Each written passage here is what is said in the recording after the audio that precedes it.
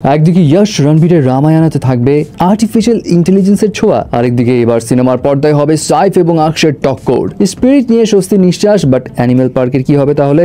নানির প্যারাডাইস মুভিতে ভিলেন তাহলে কে থাকছে? কয়েকটা মুভি নিয়ে ইন্টারেস্টিং আপডেটস, আর দেরি না করে শুরু করা যাক। প্রথমেই আসি রামায়ণের কাছে। ইয়াশ, রণবীর, সাইফ আল্লাদি মিলে রামায়ণা যে মুভিটা করতে যাচ্ছে সেটা ইন্ডিয়ান হিস্ট্রিতে one of the biggest, one of the costliest movie হতে যাচ্ছে। এবং এই মুভির ভিএফএক্স কোম্পানির কর্ণধার নামিত মালহোত্রা সম্প্রতি একটা কনফারেন্সে শেয়ার করে এখানে কাটিং এজ টেকনোলজি ইউজ করা হচ্ছে এবং এআই এর ছোঁয়াও থাকবে। সেটা কি?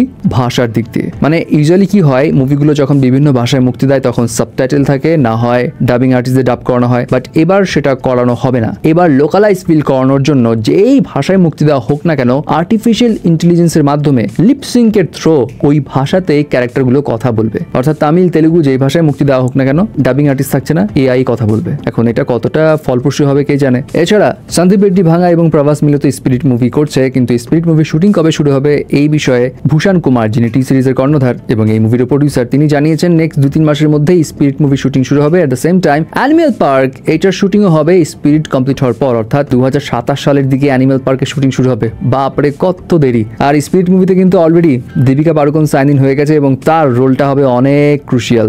আর এখন চারিদিকে তো খালি নানি আর নানি, বিকজ তার হিট 3 তো শুধু হিট না, ব্লকবাস্টার করে ফেলবে একদম। অ্যান্ড হিট 3 পর নানির আপকামিং যে মুভি সেটা হচ্ছে প্যারাডাইস, যেটা মার্চ 26, 2026 মুক্তি পাবে। এবং এই মুভি নিয়ে জানা গেছে মেয়ের 2 তারিখ থেকে শুটিং শুরু হয়েছে, বাট নানি থাকছে না, কারণ নানি হিট 3 প্রমোশনে ব্যস্ত। শুটিং এ জয়েন হচ্ছে রাঘব জুয়েল, যিনি এই সিনেমায় ভিলেন হিসেবে থাকছে। রাঘব জুয়েল অলরেডি কিল সিনেমায় তার ভিলেনিয়াস অ্যাক্ট দিয়ে পুরো সবার মন জয় করে ফেলেছিল। সো এইখানে কোন লেভেলের খেলা দেখায় হু নোজ। ফাইনালি আসি সাইফ এবং অক্ষয়ের কাছে। সাইফ এবং অক্ষয় অনেক বছর পর আবার একসাথে, এবং এখানে টক্কর হবে তাদের মধ্যে। সাইফ থাকছে হিরো, অক্ষয় হবে villain. Yes, you heard that right. Bollywood Hungama reports বলছে প্রিয়দর্শনের 2016 সালের মুভি ওপ্পাম, যেখানে মোহনলাল অভিনয় করেছিল, সেই সিনেমার রিমেক বানাতে যাচ্ছে, যেখানে সাইফ আলী খান মোহনলালের ক্যারেক্টার প্লে করবে এবং Akshay Kumar psycho কিলারের role play করবে। এবং এটা বেশ লার্জ স্কেলেই বানানো হবে। এন্ড প্রিয়দর্শন যেহেতু এখানে ডিরেক্টর হিসেবে থাকছে, সো ডেফিনেটলি খেলা তো জমাবে।